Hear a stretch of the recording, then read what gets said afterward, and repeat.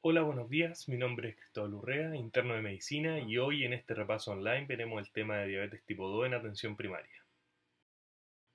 Aquí les dejo la hoja de ruta de los diferentes temas que vamos a ir tratando a lo largo de la presentación. Para comenzar, la diabetes mellitus es un desorden metabólico crónico caracterizado por niveles persistentemente elevados de glucosa en la sangre, como consecuencia de una alteración en la secreción y o acción de la insulina. En esta presentación nos vamos a enfocar en la diabetes tipo 2, la cual se define como un estado de hiperglicemia crónica. Ya y es importante también destacar que la diabetes además trae asociado una reducción en la expectativa y en la calidad de vida de nuestros pacientes. La diabetes es uno de los mayores problemas de salud pública a nivel mundial. Ya solo el 50% de los pacientes sabe que padece esta enfermedad. En América Central y el Sur habría 29,6 millones de personas con diabetes y se proyectan 48,8 millones de personas en el año 2040. La importancia epidemiológica de la diabetes no depende exclusivamente de su frecuencia, sino que también de la carga de morbilidad y mortalidad que ésta trae asociada. En el año 1981 se encontró una tasa de prevalencia de la diabetes no insulino dependiente en una muestra de población adulta de Santiago de un 5,3%. En 1999, en el contexto del estudio Carmen, se encontró una prevalencia de diabetes de 4% en la ciudad de Valparaíso. Es importante destacar que el estudio Carmen no consideró mayores de 65 años. Y luego del cambio en el criterio para el diagnóstico para diabetes mellitus en el 2003, destaca la prevalencia derivada de las dos versiones de la encuesta nacional de salud. El 2003 se encontró una prevalencia en sujetos mayores de 15 años de 6,3%, que aumentó a un 9,4% el año 2010, resultando en un incremento de 49% en 7 años. Un aspecto interesante es que en la encuesta nacional de salud, el 78% de los casos detectados por el tamizaje con glicemia conocía su diagnóstico. ¿Ya?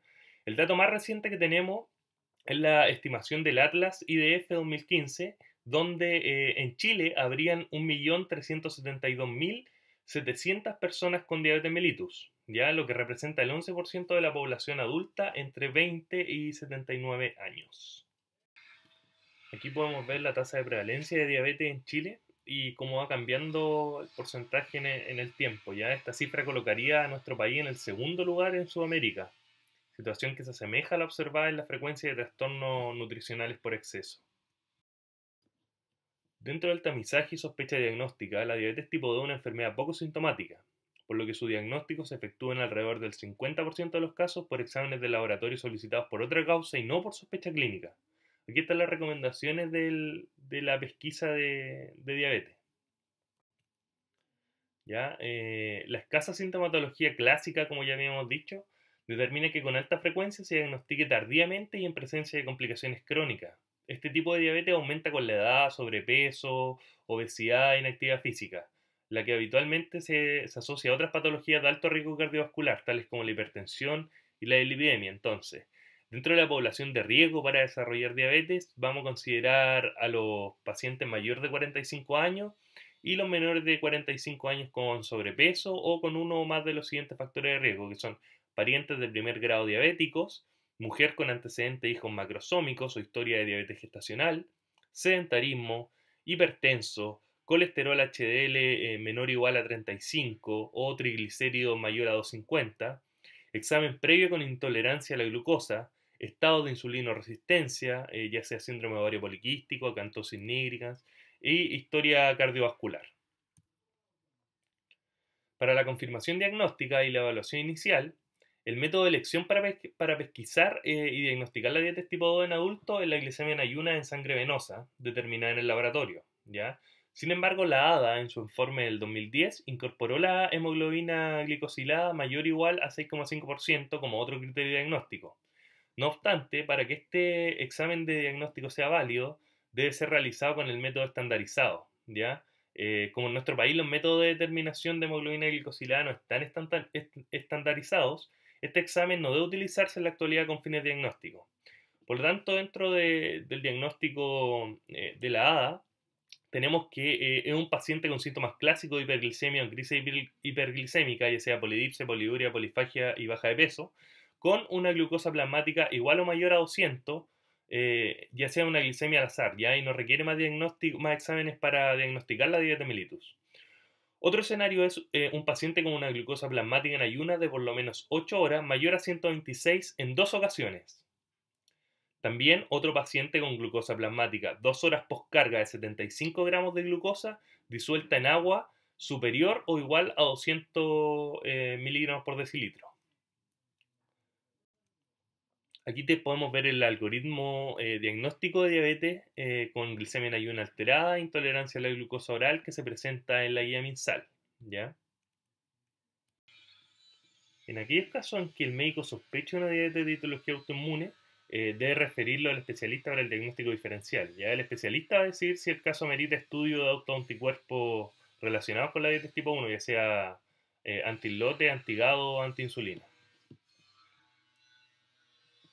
Una vez confirmado el diagnóstico de diabetes tipo 2, se debe realizar una evaluación clínica general del paciente con el objetivo de conocer el estado nutricional, determinar el grado de control metabólico previo y actual del paciente, investigar la existencia de complicaciones crónicas de la diabetes y la etapa en la que ésta se encuentra, investigar la presencia de enfermedades asociadas concomitantes, investigar factores psicosociales que perjudiquen o dificulten la terapia, establecer los objetivos terapéuticos a corto y mediano plazo y proponer un plan de manejo, educativo, apoyo psicológico, no farmacológico, farmacológico y derivaciones según corresponda al cuadro actual. La evaluación inicial del paciente con diabetes tipo 2 va a estar a cargo de un equipo multidisciplinario capacitado, ya sea médico o médica, que va a hacer una evaluación clínica completa, analizar el resultado de los exámenes de laboratorio, formular un diagnóstico, el plan terapéutica y registrar los hallazgos en una ficha, ¿ya? Enfermero o enfermera que debe educar al paciente en los aspectos básicos de su enfermedad, el autocuidado y monitorear la adherencia al tratamiento. Y los nutricionistas que deben enseñar los aspectos relacionados con la alimentación como base terapéutica para el buen control de la diabetes en estos pacientes. Dentro de la evaluación clínica del paciente diabético vamos a partir con una historia clínica detallada. Vamos a continuar con un examen físico general y segmentario con énfasis en esos diferentes aspectos que se presentan en la tabla. Y finalmente los exámenes de laboratorio, que son una glicemia en ayuna postprandial, la hemoglobina glicosilada, un perfil lipídico, creatinina sérica para estimar la velocidad de filtración glomerular según fórmula, una orina completa y microalbuminuria en los pacientes sin proteinuria. ¿Ya? Además de la evaluación clínica y de los exámenes de laboratorio que ya nombramos, es necesaria la búsqueda dirigida de daño en órganos blancos, que son retina, riñón, nervio periférico y el corazón. Una vez realizada la evaluación completa del paciente, el médico va a poder precisar bien la existencia de complicaciones crónicas de la diabetes y clasificar al paciente según su riesgo cardiovascular. En el riesgo cardiovascular y diabetes existe una asociación continua entre los niveles de hemoglobina glicosilada en enfermedad cardiovascular. Una reducción en un 1% en la hemoglobina glicosilada se asocia a una reducción de 21% del riesgo de muerte asociado a la diabetes y 14% de reducción en riesgo de infarto agudo al miocardio en los próximos 10 años. Ya el riesgo cardiovascular de una persona diabética es superior al de otra de iguales características que no es diabética. 2/3 de los diabéticos fallece por enfermedad cardiovascular y el riesgo cardiovascular se asocia a la duración de la diabetes, el control glicémico, como ya habíamos hablado, y la presencia de enfermedad renal o otros factores de riesgo cardiovasculares. ¿A quiénes vamos a considerar personas diabéticas de alto grado? Ya, si bien toda persona diabética tiene un riesgo cardiovascular superior a los que no son diabéticos, algunas en particular tienen un riesgo muy alto. ¿Ya? Los pacientes que se describen acá en esta tabla 5 se definen como de muy alto riesgo cardiovascular, ¿ya? Solamente por su antecedente y no corresponde utilizar tablas de estratificación de riesgo en ellos. El objetivo del tratamiento, el objetivo general de los factores de riesgo en las personas con diabetes es reducir el riesgo cardiovascular. Ya la intensidad del tratamiento para lograr este objetivo debe relacionarse con el riesgo pretratamiento. Mientras más alto el nivel de riesgo, mayor es el esfuerzo que tenemos que hacer para lograr los niveles óptimos de cada uno de los factores de riesgo. Y las metas de control en estos casos son glicemia en ayunas entre 80 y 130, una glicemia postprandial, quiere decir 2 horas después, menor de 180, una hemoglobina glicosilada menor al 7%, y para el adulto mayor se deben ajustar estas metas, ¿ya? Uno de los principales objetivos en el manejo del diabético tipo 2 es la prevención de las complicaciones crónicas microangiopáticas y de la enfermedad cardiovascular, que es la principal causa de mortalidad de estos pacientes. Dentro del daño microangiopático tenemos la retinopatía, la nefropatía y la neuropatía. Y en el daño macrovascular tenemos la enfermedad isquémica del corazón, los accidentes cerebrovasculares y la enfermedad vascular periférica. Estos son los niveles óptimos de los factores de riesgo mayores en personas con diabetes, ya donde vamos a buscar un colesterol total menor a 150, un colesterol LDL menor a 100, un HDL mayor a 40, una razón colesterol total, colesterol HDL menor a 4.5, triglicéridos menor a 150, presiones menor a 130 la sistólica y menor a 80 la diastólica, y en las personas con diabetes y nefropatía tenemos que hacer un control agresivo de la presión arterial, ¿ya? Con agentes antihipertensivos, incluyendo un inhibidor de la enzima convertidora de angiotensina. Y una hemoglobina glicosilada, como ya habíamos mencionado anteriormente, menor a un 7%. Aquí están las recomendaciones de los objetivos del tratamiento. El mal control metabólico de la diabetes, así como de otros factores de riesgo asociados, va a aumentar el riesgo de complicaciones crónicas. La retinopatía diabética es la principal causa de ceguera en Chile. La diabetes es la causa más frecuente de pérdida de visión por una causa evitable en personas de edad productiva en los países desarrollados. Entre un 6 a un 39% de las personas con diabetes tipo 2 va a tener retinopatía al momento del diagnóstico, y entre un 4 a 8% va a tener riesgo de pérdida de la visión. Los siguientes factores de riesgo se asocian al desarrollo y progresión de la retinopatía diabética. Dentro de ello está la duración de la diabetes, el mal control glicémico, una presión arterial elevada, microalbuminuria y proteinuria, dislipidemia, embarazo y anemia. Y ahí podemos ver imágenes de retinopatía diabética para ilustrar esta diapositiva. Nuevamente aquí tenemos las recomendaciones con respecto al tamizaje realizado por los oftalmólogos. En la nefropatía diabética, el 20 a 30% de las personas con diabetes va a tener un daño renal al momento del diagnóstico. En nuestro país, la nefropatía diabética es la principal causa de enfermedad renal crónica en pacientes que inician terapias de sustitución renal. ¿Ya? Las anormalidades del sedimento urinario, principalmente hematuria y las imágenes renales, pueden indicar también daño renal y son estudios complementarios en la búsqueda de proteinuria. Si la microalbuminuria es menor de 30, hay que realizar un nuevo control en un año. Si es igual o superior a 30 de creatinina y menor de 300 miligramos por gramo, confirma la presencia de microalbuminuria. Ya para confirmar el diagnóstico de nefropatía incipiente, se debe repetir la misma prueba en un plazo máximo de 6 meses. La creatinina plasmática aislada no es un buen indicador de la función renal. ¿Ya? La velocidad de filtración glomerular estimada desde el valor de la creatinina sérica es el mejor marcador que existe actualmente para el estudio de la función renal. Dentro de este tenemos que valores persistentes, presentes durante 3 o más meses, de una velocidad de filtración glomerular menor a 60, representa una pérdida de más de la mitad de la función renal del adulto, y bajo este nivel aumenta la prevalencia de enfermedad renal crónica. Mientras que por otro lado los valores de velocidad de filtración glomerular mayor o igual a 60, en presencia de alteraciones en el examen de orina, indican enfermedad renal, ya sea como condición aislada o como manifestación de una enfermedad sistémica.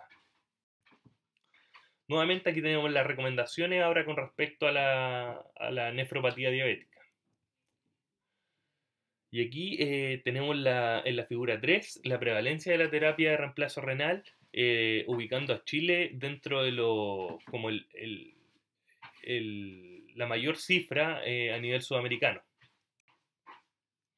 Aquí tenemos el algoritmo 5, donde se presenta la pesquisa de nefropatía diabética, que está presentado también en la guía MinSal de diabetes mellitus tipo 2. Por último, y no menos importante dentro de las complicaciones, está el pie diabético. Ya el pie diabético es definido por la OMS como una ulceración, infección o gangrena del pie asociada a una neuropatía diabética y diferentes grados de enfermedad arterial periférica. Ya es la consecuencia de una descompensación sostenida de los valores de glicemia, que desencadena en alteraciones neuropáticas. Ya 70% de las alteraciones diabéticas, isquemia en el 15% de los casos y neuroisquémica en el otro 15% de los casos. y propensión especial a sufrir infecciones. Ya las lesiones pueden corresponder a hiperkeratosis, deformidades osteoarticulares, para llegar finalmente a úlceras activas, tanto de la planta como de los bordes del pie, de los ortejos y uñas, asociados o no a infección, lesiones óseas y alteraciones cutáneas. Al menos el 15% de los diabéticos va a presentar ulceraciones en el pie durante su vida. Y además se estima que el 85% de los diabéticos que sufran amputaciones previamente ha padecido una úlcera. La diabetes mellitus es la principal causa de amputaciones no traumáticas de miembro inferior en Chile. 1 de cada 200 diabéticos tuvo una amputación en 2014 y más de 16.000 recibieron tratamiento para úlceras de sus pies. Durante la última década, la tasa de amputaciones en pacientes con diabetes mellitus ha aumentado en un 28%. Otros factores importantes a considerar son la duración de la diabetes mayor a 10 años, el mal control metabólico, con hemoglobina glicosilada mayor a 7%, el sexo masculino, retinopatía diabética, neuropatía diabética, mala educación con respecto a la patología, tabaquismo, que es muy importante como factor de riesgo, y condiciones sociales de privaciones, tales como vivir solo o dificultades para acceder al sistema de salud, por ejemplo, un adulto mayor que tiene residencia en una zona rural, ya con problemas de locomoción para llegar a su centro de salud más cercano. ¿Ya? Nuevamente aquí tenemos las recomendaciones con respecto al pie diabético. Con respecto a la hipertensión y la diabetes, al momento del diagnóstico un 30 o un 50% de los pacientes diabéticos tipo 2 tiene hipertensión, cifra que va a aumentar a un 70% cuando se desarrolla nefropatía. En la diabetes tipo 2 la hipertensión es uno de los principales factores de riesgo para el desarrollo de complicaciones macro y microvasculares que ya vimos anteriormente, ¿ya? Nuevamente aquí tenemos las recomendaciones entre hipertensión y diabetes mellitus. También hay que destacar que el riesgo cardiovascular de las personas con diabetes es de 2 a 7 veces más alto que las personas sin diabetes. ¿Ya? Hasta un 75% de este riesgo puede atribuirse a la presencia de hipertensión. Y el riesgo de infarto agudo del miocardio y de mortalidad aumentó hasta en un 12% por cada 10 milímetros de mercurio en los cuales se incrementó la presión arterial sistólica. Con respecto a la dislipidemia y la diabetes mellitus, el patrón lipídico más frecuente en estos pacientes se va a caracterizar por hipertrigliceridemia, colesterol HDL bajo y colesterol LDL normal o levemente elevado. Ya hay varios ensayos clínicos que han demostrado el efecto beneficioso de la reducción del colesterol LDL en reducir los eventos cardiovasculares primarios y secundarios de los pacientes diabéticos, independientemente del nivel basal de colesterol. Para el tratamiento de la dislipidemia es indispensable los cambios en el estilo de vida. Sin embargo, la mayoría de las veces ellas no van a ser suficientes para lograr las metas terapéuticas y hay que meter una intervención farmacológica en estos pacientes. Ahí podemos ver las metas terapéuticas para estos pacientes y el principal objetivo en el tratamiento de la dislipidemia en el paciente con diabetes son los niveles de colesterol LDL. Nuevamente las recomendaciones con respecto a la dislipidemia y la diabetes mellitus tipo 2. En cuanto al tratamiento de diabetes, incluye, primero, la educación de los enfermos va a ser muy importante para el éxito del tratamiento, porque un paciente informado sabe bien lo que debe hacer y lo que no debe hacer. Luego pasamos a los pilares también importantes, que son el tratamiento no farmacológico, donde vamos a incluir una dieta adecuada y ejercicio físico, el tratamiento farmacológico, donde se van a incluir antidiabéticos orales, agonistas del receptor de GLP-1 e insulina. ¿Ya? Y la prevención de los factores de riesgo cardiovascular, en particular la hipertensión arterial que ya habíamos nombrado y las alteraciones del metabolismo lipídico. Los enfermos con enfermedad cardiovascular concomitante y 40 años con mayor o igual a un factor de riesgo cardiovascular deben recibir estatinas independientemente del perfil lipídico. Por último, la prevención y tratamiento de complicaciones, que siempre es importante en un paciente diabético estar evaluando las complicaciones que ya habíamos nombrado anteriormente. Primero, los cambios en el estilo de vida. Las intervenciones para lograr cambios en el estilo de vida son un aspecto fundamental en el control de la diabetes. Intervenciones dietarias, manejo del peso corporal, actividad física, dejar de fumar, son aspectos que son muy importantes en el cuidado de la salud de la persona con diabetes por su importancia en el control metabólico y la prevención de las complicaciones, ya sean microvasculares o macrovasculares. Ahí hay un resumen en la tabla 7 de las recomendaciones nutricionales y la salud cardiovascular.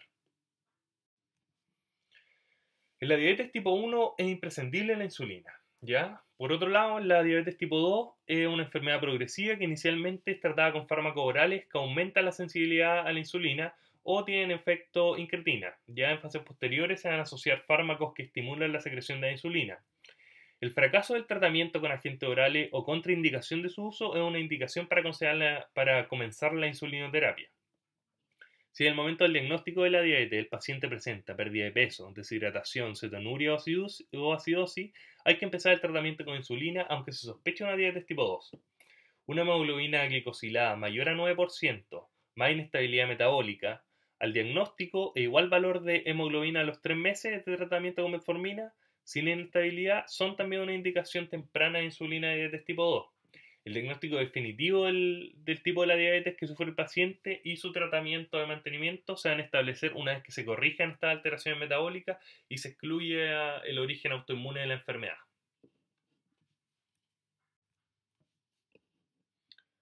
Bueno, ¿cuándo también vamos a ocupar la insulina en la diabetes tipo 2? Primero, cuando hay un fallo secundario de los fármacos orales o una hemoglobina glicosilada mayor a 7 o mayor que la meta individualizada para el paciente, a pesar de intensificar el tratamiento con fármacos orales y de reforzar las medidas con apoyo psicológico y conductual. Ya además es importante investigar los errores dietéticos y la existencia de procesos como infecciones que puedan estar afectando el tratamiento. Segundo, contraindicaciones para el uso de fármacos orales. Y por último, un tratamiento temporal. Ya se debe emplear insulina en caso de diagnóstico reciente con hiperglicemia sintomática en ayuna. Estamos hablando de 300 miligramos por decilitro. Y una vez controlada la hiperglicemia, se puede volver a los fármacos orales en monoterapia o en combinación. También se debe usar insulina en casos de síndrome coronario agudo, angioplastía coronaria percutánea. Aquí es principalmente usando infusión continua de insulina. También en ictus, en procesos inflamatorios agudos, traumatismo, corticoterapia, cirugía y embarazo. Dentro de los diferentes esquemas de insulina, nos vamos a referir a la insulina prandial y la insulina basal. ¿Ya? La insulina prandial se administra vía subcutánea en tratamientos crónicos y intravenosa en la urgencia. ¿Ya? Tenemos los análogos de insulina de acción rápida que van a ser inyectados también vía subcutánea con mayor frecuencia antes de empezar la ingesta de la comida. Pueden administrarse durante o después de las comidas. Normalmente son 3 veces al día en diabetes tipo 1 o una por día antes de la comida principal en diabetes tipo 2. Luego tenemos la insulina humana de acción corta, que es la insulina regular, corriente, rápida o cristalina, ¿ya? Que también es inyectada vía subcutánea hasta 30 minutos antes de las comidas principales, 3 veces al día, para corregir las excursiones postprandiales. Se utilizan también en bombas de insulina personales y en Chile todas las bombas utilizan análogos de acción rápida, ¿ya? Por otro lado, la insulina basal, que imita la secreción basal de la insulina endógena. Tenemos la insulina de acción intermedia o NPH, que es la más conocida. Pueden utilizarse en una inyección al día, antes del desayuno o después de la cena, asociado a fármacos antidiabéticos orales, 2 a 3 veces al día antes de las comidas principales, ya sea desayuno o cena. En combinación con insulinas prandiales, humanas o análogos, dependiendo de las necesidades individuales del paciente para conseguir el control de la diabetes.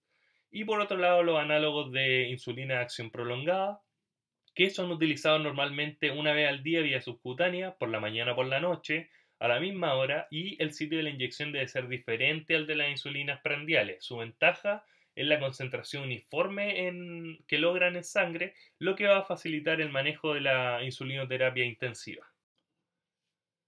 Aquí se presentan las recomendaciones de la guía MinSal con respecto al tratamiento de la diabetes. Ya la meta de tratamiento en la gran mayoría de los pacientes diabéticos es lograr un nivel de hemoglobina glicosilada menor a 7%. Una meta de hemoglobina más ambiciosa puede intentarse en pacientes seleccionados, aquellos con diagnóstico reciente, expectativa de vida larga y sin complicaciones cardiovasculares.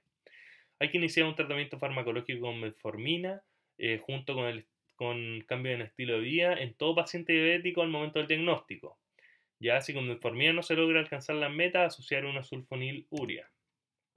Si con la asociación de metformina más sulfoniluria no se logran las metas terapéuticas, hay que agregar una dosis de insulina NPH nocturna o considerar la asociación de 3 drogas orales. Hay que tener ojo ahí con la edad de los pacientes, ya que a los adultos mayores no se recomienda agregar sulfonilurias por riesgo de hipoglicemias.